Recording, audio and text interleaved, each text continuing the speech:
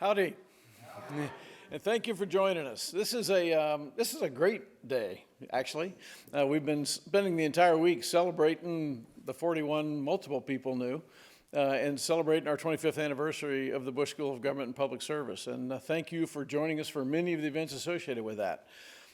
We have been focusing this week on a series of presentations on the 41 I knew. And we started this speaker series right after President Bush died, with the intent of capturing the stories of people who knew him well to help introduce him to the current and future Bush School students who won't get that chance, sadly, to meet him in person.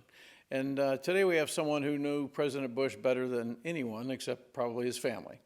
I'll come back to that in a second. First, I want to thank Max Angerholzer, the CEO of the George Barbara Bush Foundation, for being here today and for helping us with events throughout this week and putting them together, hosting things upstairs in the presidential apartment, et cetera. Max, you and your team have been, as always, fantastic. Thank you for doing that.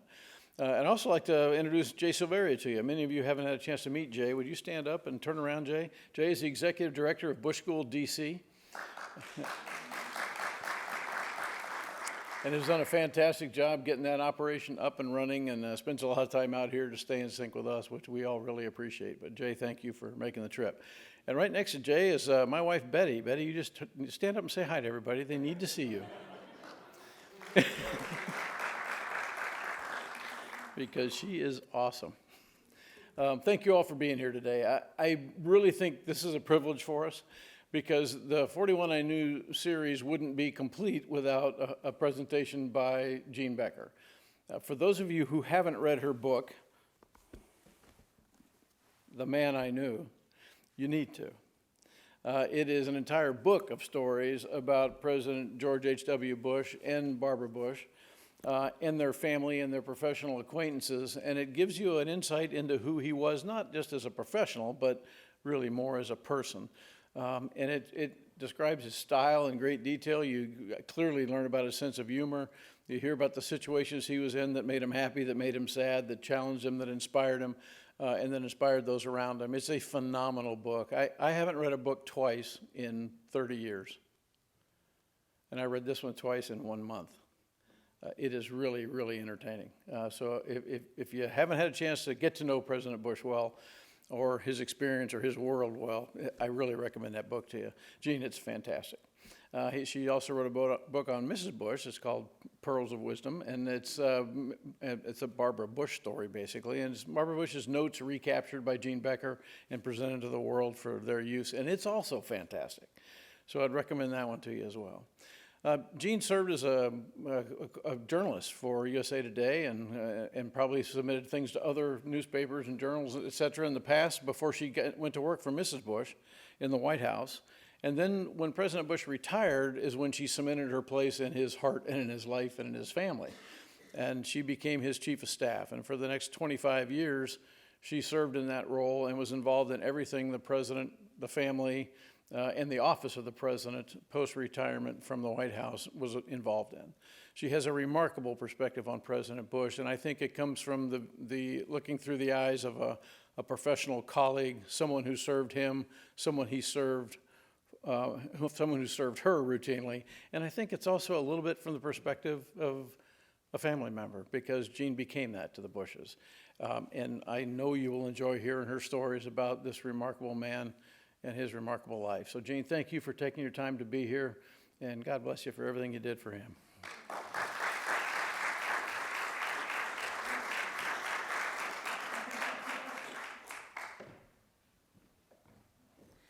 Okay, I need to make Mark my book agent, because you're all going to go out and buy books, aren't you? Thank you for being here. I know you all would rather be watching right now King Charles III. I almost didn't come today because I need to watch King Charles III. So thank you for being here, and thank you to everybody who's watching online. I appreciate you watching.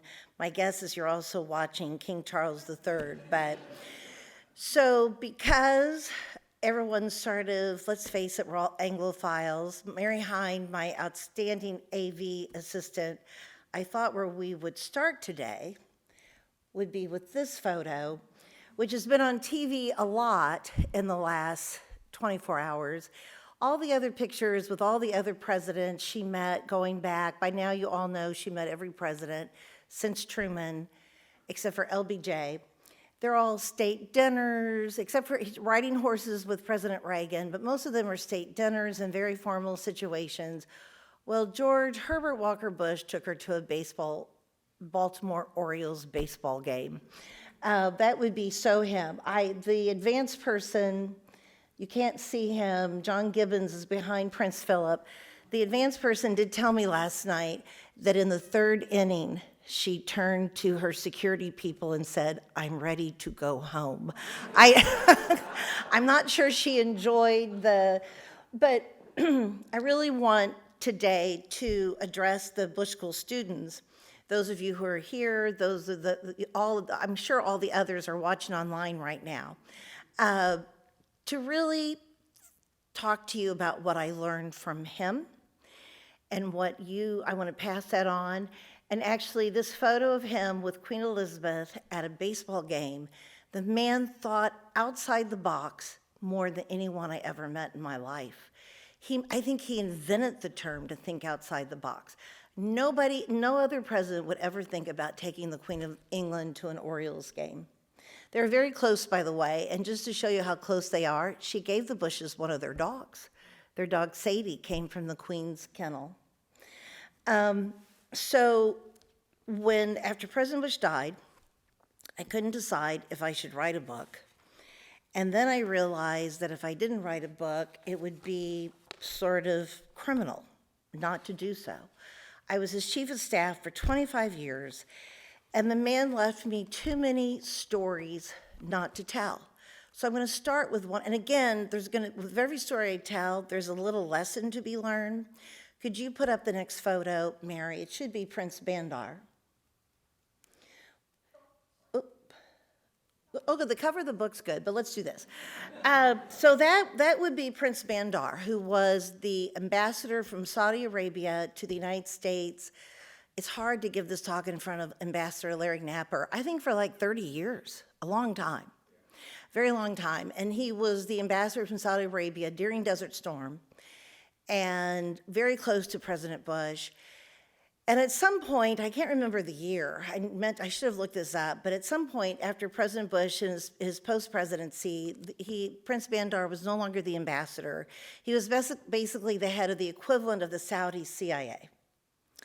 And I got a call from a woman named Margaret Tutwiler, who worked for Secretary James Becker at the State Department for years. And she called me one day and she said, "Have you heard any rumors that we think Bandar has been assassinated by the Syrians?" Are there any Syrians here? I once told this story and there was a Syrian there and it didn't go well. Okay, no Syrians, good. All right, we understand that the Syrians have assassinated. Have you heard anything? I said, no, it's not the kind of gossip I typically would hear. And she said, well, could you check with your sources? What she wanted me to do was to call the CIA. The CIA had a very close relationship with President Bush. He was, of course, former head of CIA. They always had an analyst who was assigned to him to answer his questions and tell him whatever he wanted to know. So I called the CIA and they said, we've heard the rumors, we have boots on the ground, we think it's true, but we don't know for sure. So I waited. This was going to be something really hard to tell him. He loved Prince Bandar. And I waited and waited, and then Margaret Tutwiler called me the next day and said, it just broke on French news. French TV is reporting that Bandar's been assassinated. It'll be on CNN in a half hour. You need to tell him right now. So we were in Kennebunkport, and we're sitting outside on a golf cart, visiting, enjoying the nice weather, and I told him, and he very calmly said, did you try to call him? It had not occurred to me to call Prince Bandar and ask him if he'd been I said, no, sir. And he said, well, let's get him on the phone. So I hollered in through the open window to President Bush's aide at that time, a Bush School graduate named Jim Appleby, and I hollered into Jimmy and I said, could you get Prince Bandar on the phone? And Jim looked out the window and he said, did you tell him? I said, just get him on the phone. And about 2 minutes later, Jimmy leans out the window and says, Prince Bandar on line 1. President Bush answered the phone. I can remember like it was yesterday. He picks up the phone. He says, hey, Bandar, George Bush. Hey, man, dead or alive? Everybody here thinks you're dead. Uh-huh. And then he looked at me. He says, he's alive. And I'm like... And I said, I caught on to that. And anyway, Bandar tells him, he says, Mr. President, the Syrians are trying to kill me. I'm in hiding. They're not going to get me. Trust me. And by the way, Bandar's still alive. He said, I'll be fine. Don't worry about me.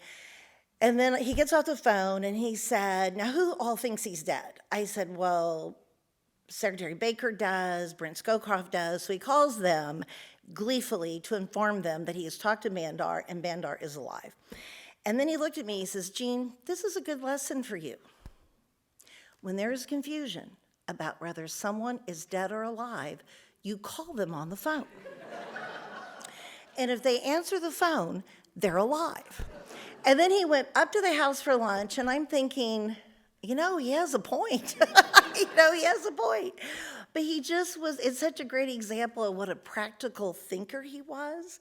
When I told him that everybody is trying to decide if he's dead or alive, he says, well, let's just call him and ask him. And so I felt bad. I forgot to call my CIA contact. And like an hour later, she called me back to say, we still don't have proof, but we think it's true. I think you better tell him. So I took a deep breath. I told her he was alive. And she said with a little bit of attitude, and you know that how? I said, President Bush called him on his cell phone and talked to him, and he confirmed he's alive. And there was this long silence, and she said, we need to put him back on payroll. I really do think that was the day I decided to write a book. I'm like, I got to tell the whole world these stories. So I did write a book during the pandemic. We can get rid of, so I wrote this book. I'm going to make Mark my book agent. This is what I did during the pandemic, which was a lot of fun. And I did have people who asked me, my whole 25 years as chief of staff, people wondered, why was I so busy? He was a former president. You could say he was unemployed. What was he doing? Well, there's an entire chapter in this book called I Have an Idea. It's the 4 scariest words the man would ever say to me. It was almost always at 7 o'clock in the morning. He'd had 2 pots of coffee. He'd read 4 newspapers. He would come and sit in my office and say, Jean, I have an idea. And I would just start saying Hail Marys. Sometimes it'd be little things like, do you want to get pizza for lunch? And I'd be like, of course. But then sometimes, I still remember the day he announced this to me. Mary, we can do the next. He announced to me that he decided he needed a do-over from World War II. His plane was shot down September 2nd. We just had the anniversary. He parachuted to safety. His 2 crew members died. He was rescued by a submarine. He says, Jean, I'm going to jump out of an airplane. He says, can you help me figure that out? I'm like, okay. That was a wackadoodle idea. Well, no, it was a good idea. He jumped something like 10 times in his post-presidency. He loved it. Sometimes I'm not really sure what his thought process was. Mary, if you could show the next photo. We're actually having a very serious discussion there, and he's wearing an aardvark hat. That's a hat of an aardvark. He wore that one entire day. And you can tell he's quite serious, and the look, I'm like, what the hell are you doing? But he was just a lot of fun. I can't even tell you why he wore that aardvark story. So being his chief of staff, it was a roller coaster. Had a lot of great stories. I am the woman that Mikhail Gorbachev once told me to shut up. I'm oddly very proud of that moment. How many of you can say that a former Soviet dictator told you to shut up? I'm thinking, maybe Larry Napper, did that ever happen to you? No? Okay. And I was once kissed, let me look at the age of this audience. I was once kissed by Tom Selleck. See, yeah, I can tell your ages. I once told this to a group of students, and they were like, who cares? And then I said, well, today it would be like being kissed by Ryan Reynolds, and then they cared. As I was writing the book, I really wrote it just to have fun, and then I realized there was something much bigger coming out of me onto my computer. This man really did leave us a blueprint on how to live a life well lived. It's just amazing how he approached life and the lessons that he left us. And probably the biggest one, one of the biggest ones, would be his relationship with this man, William Jefferson Clinton. For the students who weren't born in 1992, this was a tough campaign. President Clinton once said, Governor Clinton once said to the President of the United States, "It's the economy, stupid." President Bush said to Bill Clinton, "My dog Millie knows more about foreign policy than you do." In terms of politics today, you might think it was pretty mild, but it was tough. And President Bush was devastated when he lost in 1992. By the time he died, they were best friends. I'm asked a lot if that relationship was real, was it just for show? It was for real. Barbara Bush would tell you that she thinks President Bush was the father that President Clinton never had, and I think that was probably true. They were brought together by the 43rd President of the United States, George W. Bush. This picture was taken in Indonesia when all of us were eating dinner on Christmas Day 2004. A huge tsunami washed ashore in South Asia, devastated the region. It's considered one of the worst natural disasters in history. And, we sent aid. USAID was on the way. We sent an aircraft carrier to help with rescue and search and rescue. But the nonprofits all needed help. Thousands of people died, and the Red Cross, AmeriCares, Doctors Without Borders, they're all on their way, but they need help. So the President of the United States asked his father and Bill Clinton to raise money. And then he asked them to go visit the region on his behalf, and the two of them left on that trip as, colleagues who had a common purpose, and they came home best friends. I watched it happen. And I will tell you, I looked at my time. I'll tell you how it happened. President Bush, he had not been diagnosed as having Parkinson's yet, but those of us close to him knew there was something going on. He was a little unsteady on his feet. He was a little slow, sometimes had trouble with stairs. And we were a little worried about him. And with events like this, with so much press, you don't want to, there's no staffers in that photo. And we were just a little worried about who would be there to assist him. So I talked to President Clinton on the plane on the way over, and I said to him, "Would you mind just keeping an eye on him?" And President Clinton took it to heart. He took such good care of him. He was so respectful of him. He very quietly helped him up and down plane steps and up and out of chairs. And so that was sort of the beginning, I think, of them becoming closer. George Herbert Walker Bush was never late to anything in his life. We were often the first person there. Bill Clinton has never been on time for anything in his life, ever. He was famously late, and the two of them traveling together was not going well. President Bush, in particular, we had the Prime Minister of Sri Lanka is hosting almost the equivalent of a state dinner for them, and President Bush thought it was time to go home. Number one, he was tired. Number two, this woman's country had just been devastated, and he's thinking, we need to get out of her hair. And President Clinton is talking. And I told his staff, you need to pull him out. And they're like, oh, yeah, we don't do that. He doesn't like us to pull him. And I told President Bush, and he said, I'll do it. So he went up to President Clinton, tapped him on the shoulder, and said, Bill, get in the car. We're going home. And President Clinton said, yes, sir. And the rest of the trip, President Bush was the timekeeper. And I will tell you that one morning we're in Thailand, and I'm waiting on the porch. President Clinton hasn't come downstairs yet. We're getting ready to leave. And President Bush is in the car waiting. He's reading a book, and President Clinton walks out on the porch, and he says under his breath, oh, shit, I'm in so much trouble. But they came home best friends. And they went into the disaster business. The next picture would be the two of them. This is after Hurricane Ike. They're on the beach in Galveston. Many of you will recognize Secretary Baker is on President Bush's other side. But when I came ashore, George W. was still president. They had done, Katrina had happened a couple years earlier. They raised, I don't know, something like $56 million for Katrina relief. Katrina was by far our biggest project.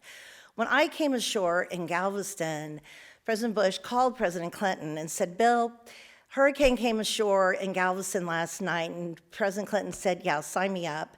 And then President Bush called the White House, called his son, the president. And I could hear the president on the other line. And he said, yeah, George, announce the Bush-Clinton-Ike Fund. We're going to raise money. I could hear the president go, okay, Dad. Okay. But this friendship literally raised hundreds of millions of dollars in disaster relief over the years. And it is such a great lesson for all of us, and don't worry, I'm not going to talk politics, but everyone in this room, no matter what your politics are, you do know that we're just a little broken right now. We don't know how to be civil to each other anymore. Did these two ever agree on anything politically? No, they did not. I was witness to a lot of their conversations, but they knew how to talk about their differences and then move on and be friends and do good for all of us. It's just such a great lesson. So when Hurricane Harvey happened in 2017, this is a year before President Bush died, and he was in a wheelchair, very frail. And when Hurricane Harvey came ashore and, of course, dumped 50 inches of rain in Houston, I told President Bush, I said, sir, you can't do this. And he said, yeah, watch me. And he said, get W on the phone. So he talked to his son and the two governors, the two Bush presidents from Texas, were going to do a fund. And I said to President Bush, I said, I need to let the other chief of staffs know, particularly President Clinton. President Clinton may be a little hurt. And just let them know as an FYI that y'all are going to do this. Well, if you could show the next picture. I should be very embarrassed by this picture because this is a picture of me photobombing the presidents. I'm actually photobombing a photobomb. The woman in front of me was longtime advance person Therese Birch. She came down to help. This is, by the way, here. We're at Reed Arena here. This is backstage at Reed Arena. Therese said, can I just sneak in there and have my picture taken? They'll never know I'm there. I said, of course. And then I thought, I'm going to go photobomb or photobomb. But they're waiting. They had just met Lady Gaga. They're all gaga over Lady Gaga. But when we had this fundraiser here, and it was supposed to be just a little event with the two Bush presidents and Larry Gatlin, we sold out Reed Arena. I think they raised, I can't remember how much money they raised that night. In total, they raised like $44 million. Stephanie, do you remember how much was raised that night? A lot of money. It was a lot of money. But when I told the other chief of staffs that this event was going to be happening at Texas A&M, it was a Saturday night in October, I said, President Bush is not asking you to come. You don't have to come. Just FYI. Well, they all came. And my favorite part of this story is when I told the Bushes they were all coming, President Bush cried. He was so touched they were coming. Mrs. Bush's reaction was, I guess I have to give them dinner. Like, yeah, I guess you do. One of the things I love about this picture is when, particularly in later years, when people would say to President Bush, Bill Clinton, why are you friends with him? These were dyed-in-the-wool Republicans who just, couldn't see it. And President Bush would say, here's the deal. I'm old, and I run out of things to say, and when I'm with President Clinton, I don't have to worry about that because he does all the talking. Well, who's doing the talking in this photo? You have 5 presidents, and they're all listening to something. They're all laughing. So one of the things I would say to the students who are listening today, who are here and listening online, President Bush was 92 in this photo. He was 92 years old, and he just never, ever gave up. Through his whole life, he just never gave up, giving back. He just felt he was so committed to making a difference in his community, and particularly if it happened here in Texas, but even when it happened anywhere in the world. My favorite disaster story, though, is actually about a little-known hurricane named Hurricane Rita, which if you mention Rita in other parts of the country, they never heard of it. People here in Texas have.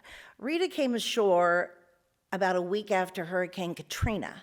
It came ashore west of New Orleans, hit a little bit of Texas. It was a devastating storm, but no one paid any attention to it because all the media and the attention, everybody was in Katrina in New Orleans. New Orleans was just sucking the air out of the disaster platform, whatever you want to call it. A man cold called our office, a man named Richard Slushlag. Cameron, Louisiana had practically been leveled by Hurricane Rita, and including their hospital. And he said, we desperately need help. We can't get any help. We can't get any attention. We can't get anything. And he said, do you think President Bush would help us raise money to rebuild the emergency room? We need medical care. And if we can at least get an emergency room built, then people will feel they can come back to town and we can rebuild the hospital. President Bush, of course, said yes. And we were going to Cameron the week before Christmas with a check for, I think, $3 million to break ground for the new emergency room. So week before Christmas. And the governor was coming and the high school marching band. It was going to be a lovely schedule. And I'm showing President Bush the schedule about a week before the event. And he looked at it and he said, Jean, this is a really boring event. He said, these people have had a bad year. We need to do something exciting. It's possible with a little bit of attitude, just a little bit of attitude. I said, I personally think a former president coming to town with $3 million is pretty exciting. I said, what's your idea? He says, I do have an idea. He says, Bar and I watch this wonderful TV show every night. It's called ER. And there's this young actor on it. We think he's the star of the show. His name is George Clooney. He said, why don't we invite George Clooney to go to Cameron with us? Well, this is the dumbest idea I've ever heard. For one thing, ER hadn't been on TV in years. They're watching reruns on TNT.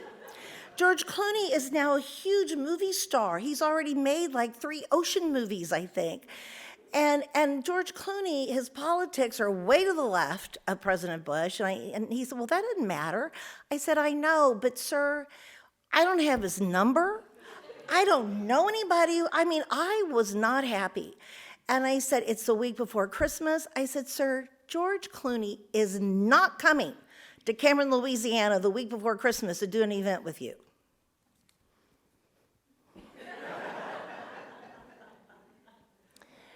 I love telling this story for 2 reasons. That's just a great photo.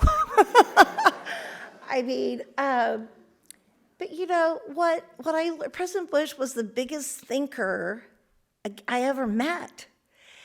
And sometimes when times like this, when I would push back, he said, what do we have to lose? Okay, so George Clooney may say no, so what? Let's put it out there. And oh my God, George Clooney came, and I'll tell you how we found him quickly. One of President Bush's good friends was a Hollywood producer named Jerry Weintraub. President Bush could Google with the best of us. He Googled George Clooney, and he came in my office. He says, you didn't tell me that Jerry Weintraub was the producer of some movie he's been in. And he called Jerry Weintraub, who called George Clooney. And so on the plane coming home, unfortunately, it's a very short flight. Did I go on this trip with him? Of course, I had to go. But everyone on the plane is asleep except for me and George Clooney. This was my moment. So I did say to him, I asked him why he came. I said, I'm just curious. You don't know him. You don't know, your politics are a little different. And why did you come? And his answer, he's a good man. He said, I was impressed that he was in Cameron, Louisiana, where there's no cameras, no lights, no attention. He said, I never heard of Hurricane Rita. He said, no one knew about this. He said, I was so impressed that George Bush was trying to help this little town in Louisiana. I wanted to be a part of it. Needless to say, this went viral. and they raised a ton of money. And George Clooney, I love, again, it's just a great story, but it's a great life lesson, particularly for all of us of all ages. But it's just a great lesson how don't be afraid to think the big ideas. You just don't ever know. You don't ever know when someone's going to say yes. And George Clooney said yes. So I want to take some questions, if you all think you might have questions. If not, I just have more stories to tell. But what I really want to do before we take questions, and I'm not sure if anyone on the front row will be allowed to ask questions. I don't trust any of you. I don't know you, but these other people. Yeah, I don't know you. I really wanted you to hear President and Mrs. Bush's voice today. Say goodbye to Clooney. This is their 70th wedding anniversary. Just want to read a couple of things in their voice. That's advice. This is particularly for the students, but I see some people here who are older who could learn from this as well. I'm not going to name names.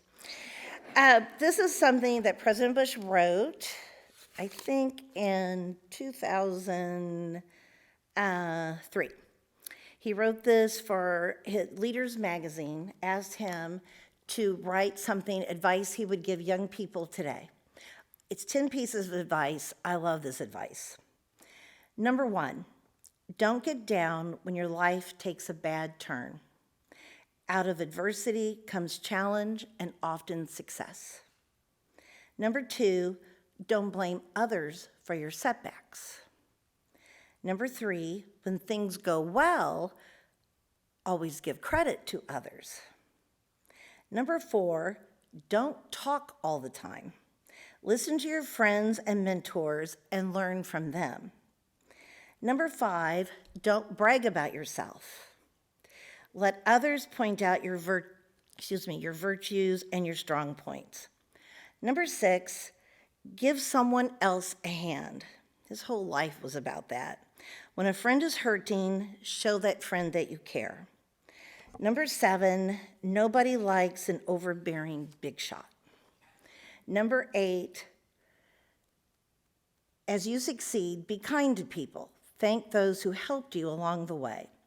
Number 9, don't be afraid to shed a tear when your heart is broken because a friend is hurting.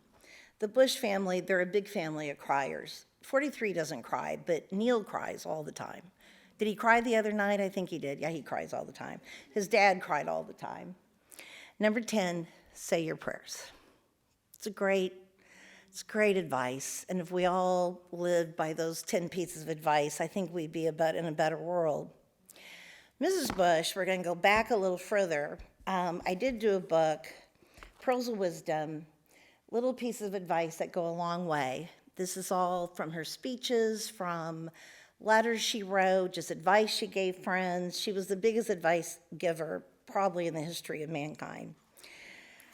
There's several people here who got a lot of her advice. I'm going to read to you, this is from 1991 commencement speeches. She was First Lady of the United States, and there was something going on in this world. She was mad. She was mad about something, and I did some research. I'm not sure what it was, but she didn't think the country was in a very good place. And when I read you this advice, you're going to swear that I wrote it yesterday. And I'm pretending to you that she wrote it in 1991, but the library people, Bob Holzweiss, can show you the speech in the archives. This is from May 1991. This is Pueblo Community College. First, I encourage you to always cherish your relationship with family and friends. I also would like for you to think about your relationships in a broader sense. The way you feel and interact with people beyond your loved ones, beyond the people you know here in Pueblo, and the friends you've made in life. I'm talking about the great need for better tolerance in our society. To be different, that is what life in America is about, after all. It can be difficult to be different in our society. It is too easy to be intolerant. Tolerance is much more than just respecting people of a different race, but it's that too. It's a constant stream, a little hot. Okay. It's a constant stream of little acts in our daily lives, big and small choices we face every day, and the way we think about and talk about and deal with other human beings. It's about respecting people who have a physical or mental handicap, people who grew up different from the way you did, people who speak a different language or practice a different religion, people who are fatter or thinner or older or younger. Political extremists are roaming the land, setting citizens against one another on the basis of their class or their race. Such bullying is outrageous and not worthy of a great nation grounded in the values of tolerance and respect.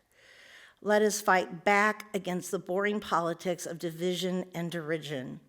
We must conquer the temptation to assigning bad motives to people who disagree with us or who are different from us. We must build a society in which people join in common causes without having to surrender their identities. We have a proud legacy of freedom and independent thought, but we can be better. You can help us be better. That's for you students. You can help us be better. That was from Barbara Bush, 1991. She could have written it yesterday. It's just stunning words. So before I see if you have questions, I want to end with talking about how he felt about this school, how he felt about this place. This is President Bush teaching a Bush School class that's retired Professor Chuck Herman, who I think most of you know. Being with Bush School students was truly his happy place. He loved teaching classes.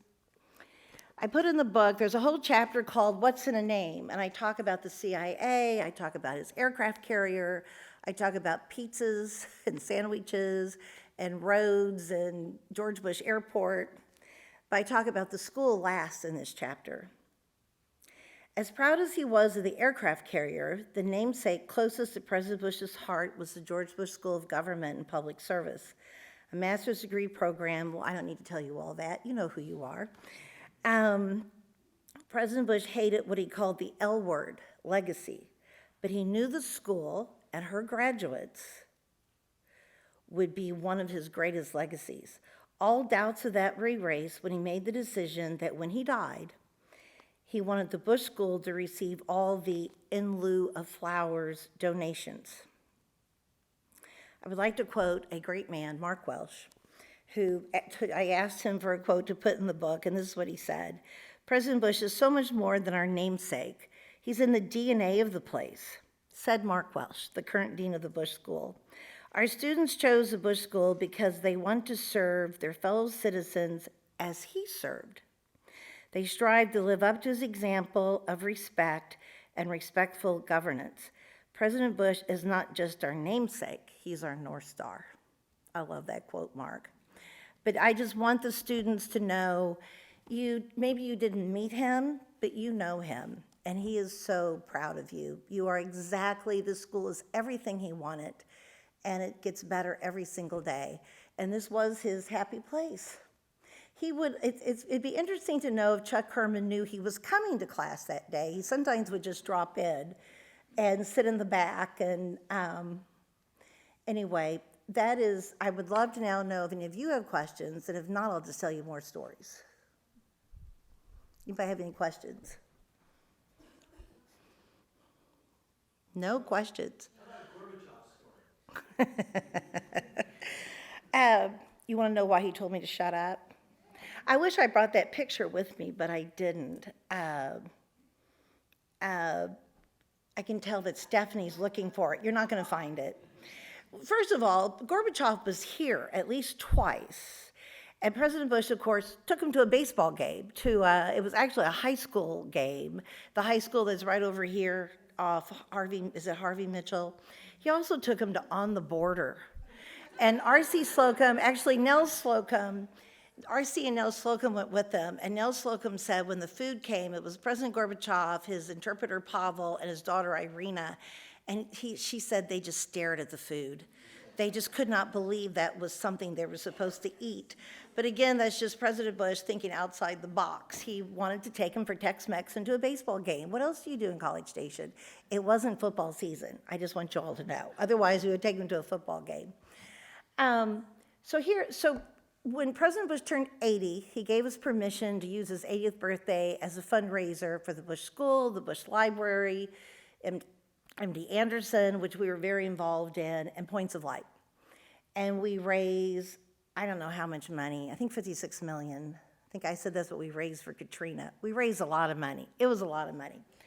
And we invited all of his friends, and President Bush was very surprised when like 10 of his head of state friends came. We were very surprised, President Gorbachev being one of them. Well, we had to move the event to Minute Maid Park because it got so big, and there's 15,000 people in Minute Maid Park waiting for the party to begin. The President of the United States is there. The Vice President of the United States is there. And President Bush and Mikhail Gorbachev are drinking vodka shots in the Astros locker room. And it's like 5 to 7. Secretary Baker would tell you the Cold War ended over vodka shots. But you know what? The Cold War's over. And the producer's on the phone saying, Jean, where are they? Where are they? We need the birthday boy, and we need Gorbachev to take his seat. And I'm like, yeah, they're drinking vodka shots. He said, get him out of there. Well, the President of the United States is in the locker room, and I boldly go up to him, and I said, Mr. President, please tell your dad to quit drinking vodka with Mikhail Gorbachev. To which George W. Bush said, the President of the United States said, that is not my job. That would be your job. So I took a deep breath, and I went over to the two of them, and I said, sir, it's time for the show to begin. Everyone's waiting. You all are going to have to quit drinking vodka shots. And President Gorbachev's interpreter, Pavel, interprets this, and Gorbachev was like, I said to Pavel, what did he say? And Pavel started hem and hawed, and he said, he wants you to shut up. So that's, but President Bush and President Gorbachev were very close. And, you know, President Putin came to Walker's Point to meet with George W. Bush in 2007, I think. And I actually have a picture of me with Putin standing on the pier at Walker's Point. I just want y'all to know, if I knew then what I know now, I would have pushed. But I didn't know then. Any other questions? Do you have any other England stories, just Any what? the Queen stories or King Charles or anything besides the royals came? Well, the King Charles story I know is not very nice. I remember we were at an event with them. Wait, is this on TV? Are you a TV camera? It is? Would it be rude for me to talk that President Bush talked about his bad breath? Yeah, that's too rude. Okay, never mind. No. Oh, I did now. No. I really don't have. I met the Queen once. One of the great things about being, it's when I think about the people I've met, it is bizarre. I mean, it's everybody from the Queen to Mikhail Gorbachev to George Clooney. I mean, how lucky am I to have met all those people? I've also met Princess Diane.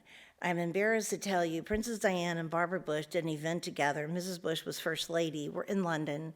They visit at AIDS Hospital. And Mrs. Bush's aide, Peggy Swift, and I was in charge of the media. We were obsessed that Princess Diane wasn't wearing pantyhose.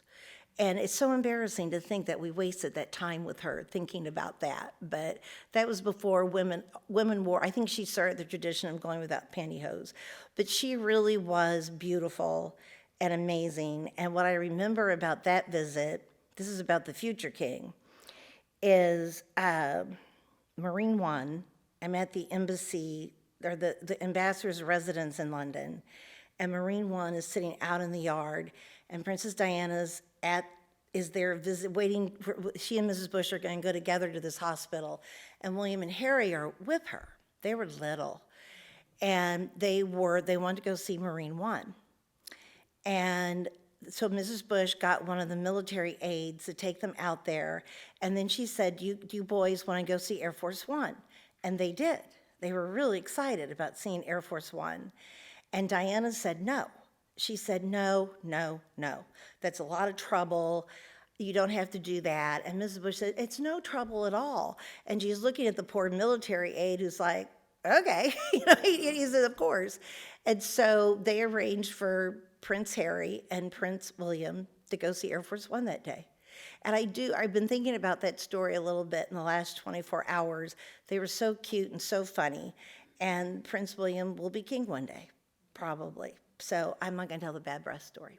Any other questions? I know that was bad. Can you confirm for Betty that George Clooney is not nearly as good looking in person as he appears to be in the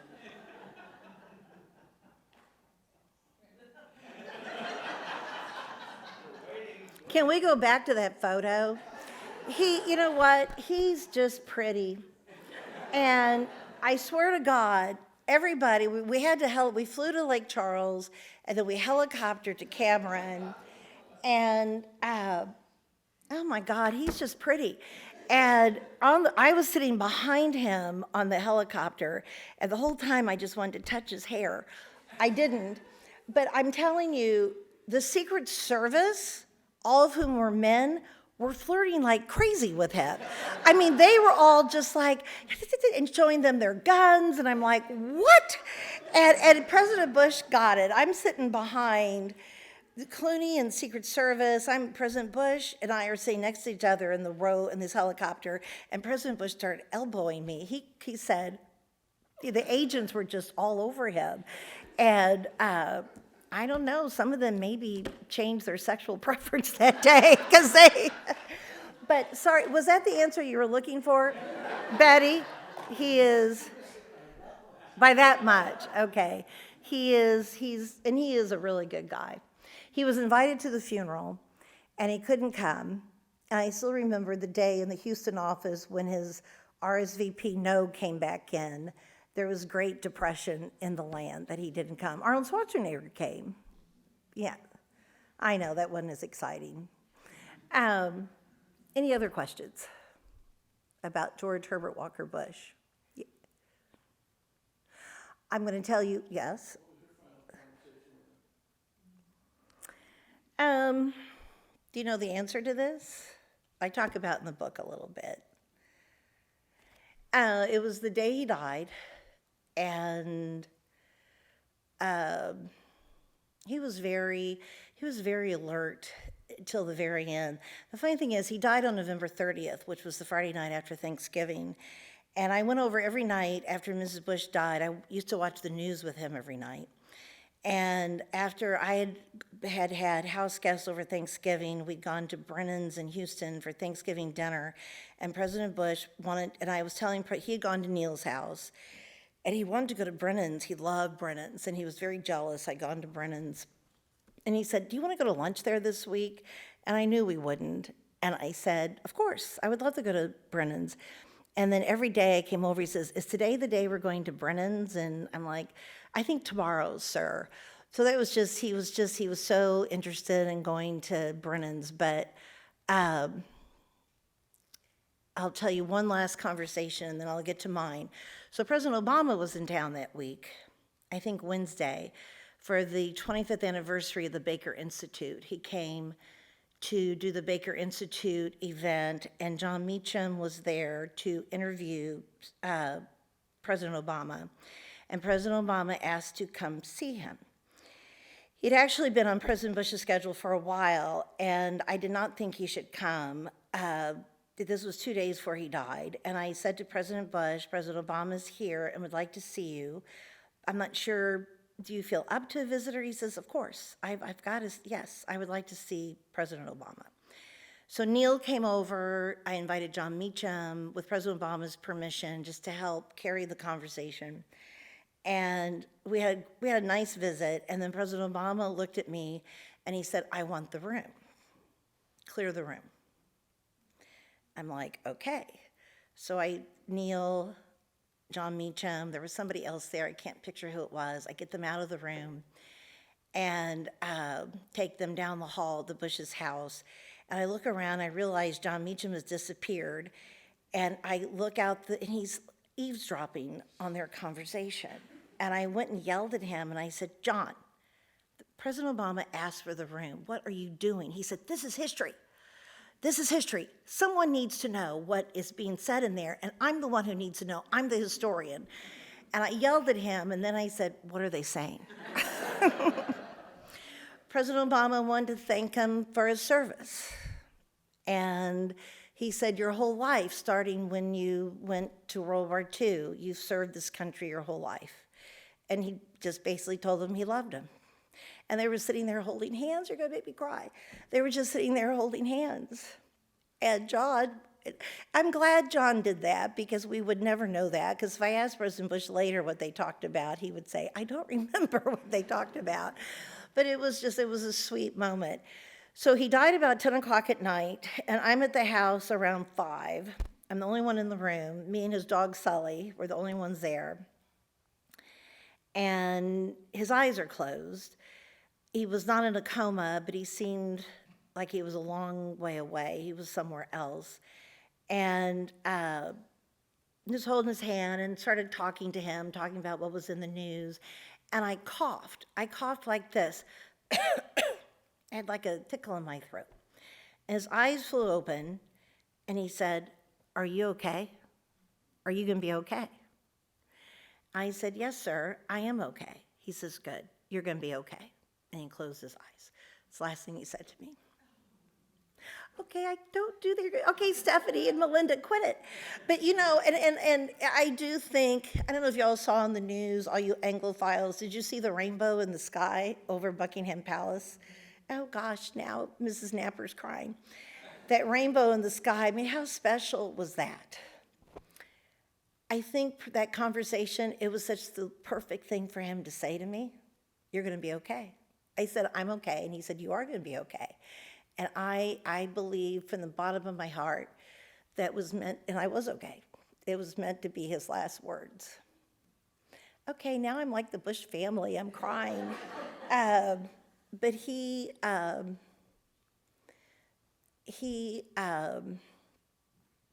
I knew he was ready to go. And so that made it a lot easier. And the great train painting, God, I love that painting. You know, that train was his idea. And probably y'all are going to think I'm the worst person in America. I remember the day he told me he wanted to take a train to College Station to be buried. And he's talking in the first person. He says, Jean, it'll be so much fun. We'll take the train. And we'll have lunch. It'll be perfect. We'll have lunch. And he just loved that train. And he loved trains, period. And y'all are going to think I'm terrible. But I said to him, I said, sir, maybe we should check with the family how they feel about this idea, because you won't be on the train. And he said, oh, yes, I will. And as usual, he was right. And I thought of that looking at he was on the train. Of course he was on the train. But I will tell you something Bob Gates said. I don't know if everyone here knows this, but Bob Gates was at the funeral at the National Cathedral, of course, sitting with President Bush's cabinet, and then he flew to Texas. He wanted to be there when the train came in here at A&M. For most people, the rule was you could only be invited to one service. We didn't have room couldn't double dip. Secretary Baker was one of the few, and I actually was able to put him on Air Force One. I could not put Bob Gates on Air Force One, it was full. But Bob Gates flew back on his own and was here when that train came in, and he said that was his favorite part of the whole week, was watching that train come in and the Aggie, but what, I didn't want to say the wrong thing. War hymn? I was going to say the right, okay, thank you. But Bob Gates says that was better than anything that happened even at the National Cathedral. I was just telling some people yesterday that I just saw President Bush's great friend, Senator Alan Simpson, who was one of the eulogists at the cathedral, and will truly end here, because it says a lot about George Bush. Senator Simpson said in his eulogy that President Bush always took the high road, which he did. And he talked about his great character and how he always took the high road. And he said, and you know, in Washington, D.C., when you take the high road, there's not a lot of traffic. We're out of time, I think. Thank you. Thank you very much.